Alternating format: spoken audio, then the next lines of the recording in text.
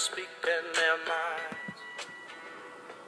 For in a strange way, the people of Vietnam and the people on this demonstration are united in much more than a common concern that the war be ended.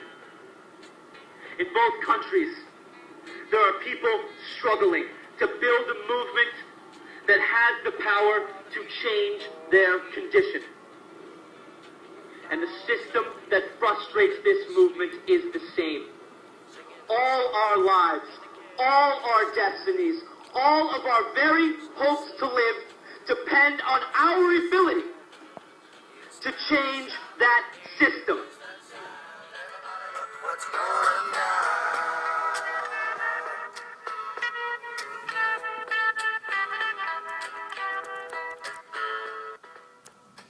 The Students for a Democratic Society are now known as one of the largest and most influential radical student organizations of the 1960s. Though in the beginning, the SDS was not considered to be such a powerful institution. When they originally separated from the League for Industrial Democracy to become their own association, they were just a group of students looking for an alternative to stifling Cold War politics. When the group was first created, they made it a priority to fabricate a document that sought out to frame the group's political goals for an alliance of liberals and socialists, in terms suited to the era of the Cold War. And this is exactly what they got, the Port Huron Statement of 1962, which criticized the materialistic, discriminating American society and described how universities should be the center of the action to establish a participatory democracy. These early members of the SDS took their inspiration from the civil rights movement organizing in the South, and multiple of the activists in the organization were involved with voter registration and other civil rights campaigns.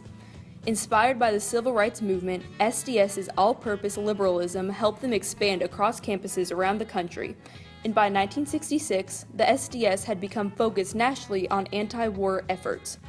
This national student organization were considered some of the boldest men and women during the time, never doubting their choices for revolution.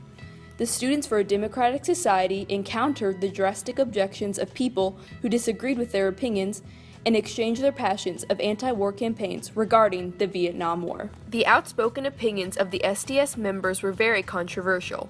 Not many people outside of their association agreed with their incisive viewpoints about the Vietnam War.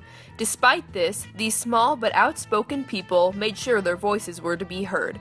This minority slowly began to expand past student groups and started including multiple prominent artists, intellectuals, and members of the hippie movement, who were a growing number of young secessionists who rejected authority. It was not only the other citizens of the United States who seemed to oppose the SDS, but even in 1969, President Richard Nixon was openly stating that these protesters needed to stop their demonstrations and accept the system. And so tonight, to you, the great silent majority of my fellow Americans, I ask for your support. I pledged in my campaign for the presidency to end the war in a way that we could win the peace. I have initiated a plan of action which will enable me to keep that pledge. The more support I can have from the American people, the sooner that pledge can be redeemed. For the more divided we are at home, the less likely the enemy is to negotiate at Paris. Let us be united for peace. Let us also be united against defeat. Because let us understand, North Vietnam cannot defeat or humiliate the United States. Only Americans can do that. The associates of the SDS were not silenced by these opposers, but were strengthened by them. They began to protest, making their opinions become unavoidable to the public, which forced their stances to be taken seriously with the authorities and common population. The first major protest was March 19, 1965, when the SDS went to downtown Manhattan and led a demonstration against the Chase National Bank, which had been doing business with the government of South Africa. Though these protesters gained attention to their cause, it did have physical consequences.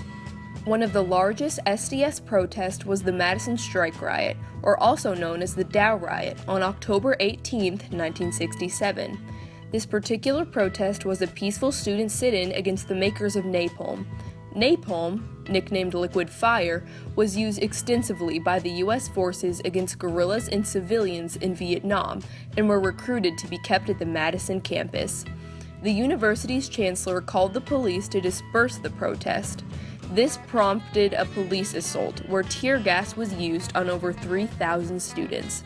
This disturbance led to many more students joining in with the protesters. This occurred at the Wisconsin-Madison University campus, and the faculty went with the forefront of peace after this protest, now against this act of student power. The SDS organized a national march in Washington, D.C. in April 1965 with 25,000 people at the White House protesting the Vietnam War, and is still the largest anti-war demonstration to date.